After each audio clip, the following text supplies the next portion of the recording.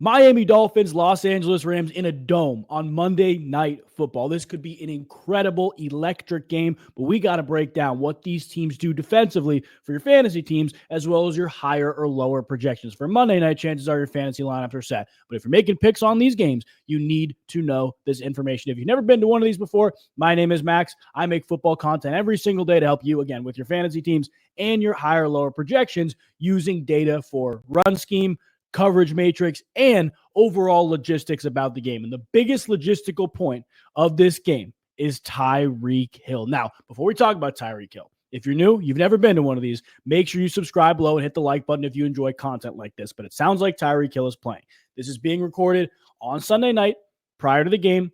We saw on a Snapchat story, I know this is the world we're in, we saw on a Snapchat story, he's on the plane going to Los Angeles. I think barring any major setbacks, he will play. But we're going to talk about what happens if he doesn't play, because the Los Angeles Rams do have some pretty interesting coverage trends that we got to talk about. Let's get into it. Let's pull up this coverage matrix. If you've never seen a coverage matrix before, this is a breakdown of the percentages of zone, man, and different types of schemes that these defenses play. Now, truthfully, for the Miami Dolphins, they're extremely balanced. They do a good amount of zone, good amount of man. They show a lot of different things, and they have players on their team that can do a lot of different things. That's the big thing with them. But the Los Angeles Rams, as you can see, I'll scroll up a little bit for you right here. Number 9, right? Number 9, the 9th highest zone coverage team in the entire NFL. And that's really, really nice for Tua and this Miami Dolphins offense. Tua very clearly has his favorite targets against zone. Spoiler, it's Devon Achane, believe it or not. He has his targets against zone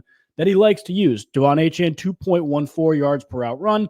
The number 2 target in terms of yards per out run is Jonnu Smith with 1.95 yards per out run. And the number 3 target, Tyreek Hill, with 1.83 yards per out run. Again, that's against zone all year, regardless of who's playing quarterback. Doesn't change with Tua a little bit, but he likes to check the ball down. He likes to keep it simple, to be honest with you. Now, the interesting thing about this Rams defense is you look at where they are being targeted in terms of out wide, in the slot, in line.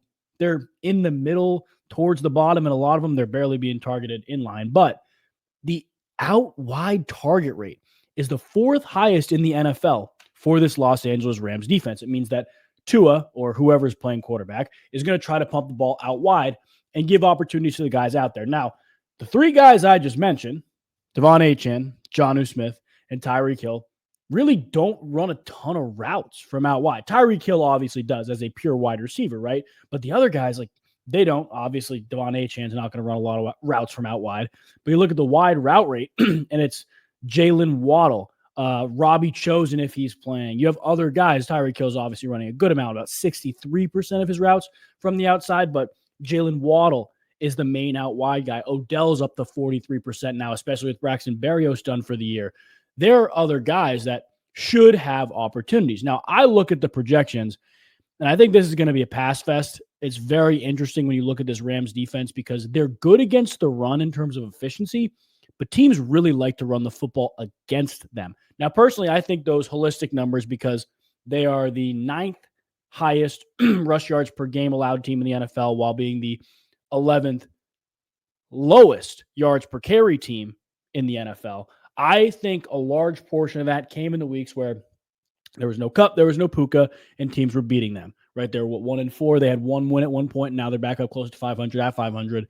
This is a team that teams wanted to run against, and to be honest with you, did, because they were trying to take the air out of the football. And I think that plays a big part in it. I think their run defense is solid, and I don't think the Dolphins will get away from what they do run game-wise, unless they're losing by a lot. I don't think they're going to lose by a lot. The spread is about 1.5 right now. I think it's going to be a moderately close game. I actually picked the Dolphins to win this game, assuming Tyreek Hill is playing in my pre-week picks. So I think this is going to be a very close game, a very good game, and the Dolphins should be able to attack in the ways they want to attack. And when you look at the Rams defense again, a lot of zone, 74% zone, and it's Achane, it's Jonnu Smith, and it's Tyreek Hill. So looking at some of the projections right now, and again, if you guys want to make your picks on these projections, click the link down below on Sleeper. You can join with code LEADS, LEADS, and get your first deposit matched up to $1,500, which is crazy. You can put $200 down, they'll give you $200. That's how it works. You just got to join with code LEADS. They'll also give you a free pick for the game, a free Matt Stafford having at least 1 yard pick if you're not already on Sleeper. So take advantage of that. But I look at some of the projections on Sleeper right now, and Jonnu Smith, 33 and a half receiving yards, right? Higher than that probably in the games with Tua. It's been 46. It's been, we got 20, 53, and then Jacksonville, he barely played. So that was 2 of the 3 where he really did play. He hit that number. And again, him being an inline slot guy kind of pushes me away. It's just the zone stuff that I look at Jonnu in, but that number is a little bit low. Tyreek Hill, 6 catches. I think they're going to have to throw the ball a ton. I think because of how much he's going to be targeted against zone, just quick passes, getting the ball into his hands fast. That to me is a very good one. Devon Achane, it's 47 receiving yards, which to me is a lot. But you look at his overall fantasy points, his scrimmage yards, assuming this game is close, it's about 102.5 right now. I do like that a lot too. Now, the other thing I do like with this Dolphins offense, just moving forward, especially against zone, is the Tua completions. Tua is very accurate. He's been accurate all year long. The Rams are going to allow you to stay in front. And I think this is a game possession time battle. Like, I looked at some of the numbers for the Dolphins defense. They don't allow a ton of rush attempts, but they're 50-50 in terms of what they allow with pass attempts. Like, it's not like there's a tip, okay, the Dolphins can't do A, B, and C on the ground or against the run game, excuse me. There's a pretty even split with what teams want to do against the Dolphins defense. Is because the Dolphins offense loves their time of possession, especially with Tua. Very, very high rank in terms of time of possession in the NFL. Before we talk about the rest of that Dolphins defense, though, a couple notes. Last 5 games, really no big trends. Like, there's no trends that really lean us to look at a certain player. The only one, Rams defense, about 66.75 yards per game allowed to opposing tight ends. So that would play into the hands of Jonnu Smith a little bit more against zone. Again, all my full projections will be out Monday morning on the socials, which if you're not following, again, links to that are below. I like Jonnu. I like Achane, but I think Tyreek Hill is going to have 10 catches if he plays. Like, I think that's what's going to have to happen. I think it's going to be a get the ball out quick type game for Tua. We wait to see. Again, full projections for Dolphins offense and Rams offense. We'll talk about the Dolphins defense before we get into them. We'll be on the socials, so make sure you guys are following that. So, again, we talked about the coverage matrix with this Dolphins defense. Extremely balanced, but the second fewest pass attempts in the NFL. And again, like I just talked about, 50-50 split. Like, they don't allow a ton of pass attempts, but 50-50 split with what teams try to do against them offensively. Now, the only big trend, and we saw this in the Bills game, both Bills games actually, and a decent amount of other games like the Seahawks game, I'm trying to think other Dolphins games, the Cardinals game. They have the 8th highest slot target rate in the NFL. Cooper Kupp is running the majority of the routes from the slot. Even with Puka Nacua playing, I look at Cooper Kupp's projection, I believe was 66.5 right now. 66.5, 6.5 receptions. I like that. I don't know where I'm going to lean into that, but I am going to lean into that in some sense. The only other thing, and this is fascinating. The Rams run the 3rd highest man gap scheme runs in the NFL, the 3rd most man gap scheme runs in the NFL in terms of percentage, the percentage of the runs that are man gap scheme. They like to do that a lot. They consistently do it, but are consistently not that good.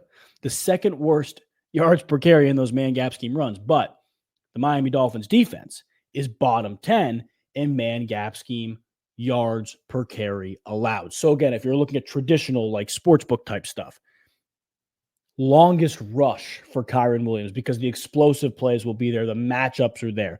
I am not convinced Kyren Williams can hit a rush yards projection right now in a close game. I would lean away. Like, if I'm going to lean into something on the Rams, it's going to be Cooper Kupp. And very interesting last 5 fact right now, the Miami Dolphins are allowing 2.5 field goal attempts per game in the last 5. Their red zone defense, I did look at this a little bit. It doesn't really move me, to be honest with you. They're 15th in the NFL overall. Last 3, their red zone defense is 10th in the NFL. So it's getting better. They can stop teams, but they're allowing a lot of field goals. So if I'm the Rams, or if I'm looking at the Rams offense, I'm thinking Dolphins are going to be pretty balanced. You're not going to know what you're going to get in the red zone. Maybe bend don't break down there, a little bit of zone 2. I kind of like field goals for the Los Angeles Rams, to be honest with you. And again, that is a very, very fickle thing. And it's Josh Carty is the kicker, I believe. Josh Carty, 1.5 field goals is available, and he hit it last week against Seattle. So if I'm looking at the Rams, I'm looking those two places. We can go back to the coverage matrix really, really quick because you can look at what the Rams do defensively depending where they are on the field. I just got to make sure I pull it up.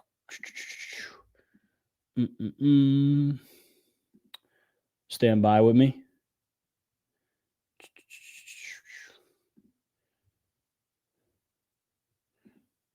Aha, here we go. Inside the 20. So looking at what the Rams and the Dolphins do defensively inside the 20, zone percentage, look at them all the way down here. 25th fewest zone snaps in the NFL. The Dolphins are going to man you up in the red zone, which is very interesting because, guys like Jalen Ramsey, they like that. The other corners on that team probably don't. I'm not convinced that Miami will be able to hold LA in the red zone if that's the case, especially with guys like Cooper Kupp and Puka Nacua. I trust them to beat man. They're very good against man, create separation. So maybe the field goals we lean away. But overall, in terms of looking at Rams defense, Dolphins defense, and what that means for the higher, lower projections, Rams run a ton of zone. Dolphins are going to throw the ball. They're going to throw the ball a lot, and it's going to be really quick. So I think you look at receptions before you look at yards for a lot of these players. And for me, it's Tyreek Hill. I think that's the big one this game, assuming he plays. If he does not play, I'm going to lean Odell. That's the more out wide guy between him and Waddle. I think they're going to slide Waddle inside a little bit if Tyreek Hill doesn't play. Let Odell take more of the routes out wide. His catches right now, the projection is at, I believe it's 1.5. Regardless, that'll go up if Hill doesn't play. I will be on Odell if Hill does not play, but assuming Hill plays, 5.5 receptions, I really do like that. Devon Achane, I might go longest catch just because he's going to have opportunities. I'm not convinced he can reach that 47.5 number just receiving straight up, like scrimmage yards more than I like receiving yards for him. And then Jonnu Smith is another very interesting one, 33.5 receiving yards, which it's a good number. It's a fair number, honorable number, but I like those three guys, and I like Tua pass completions on the other side. To be fully honest with you guys, I'm only confident in the Cooper Kupp yards. I like that a lot. 8th highest slot target rate. The Dolphins are going to do a lot of different things defensively to try to limit what you do well. I think Jalen Ramsey is going to follow Puka Nacua, especially for the man snaps. I think Kupp is going to get less attention. Kupp, to me, his yards, and then the traditional sportsbook stuff, longest rush for Kyren Williams, just because what the Rams like to do the most in the run game, even though they're not great at it, the Dolphins are bad at. So I think there could be a couple explosive runs there for Kyren Williams. But that's what I got, guys. I appreciate you hopping on. As always, let me know what picks you are making for this Monday night game in the comments below. And I appreciate you guys hopping on and watching. Make sure you subscribe and like if you have not already. And we will see you guys next Thursday for, I believe, Eagles-Commanders. Going to be a very good game. But God bless you guys, and we'll see you soon.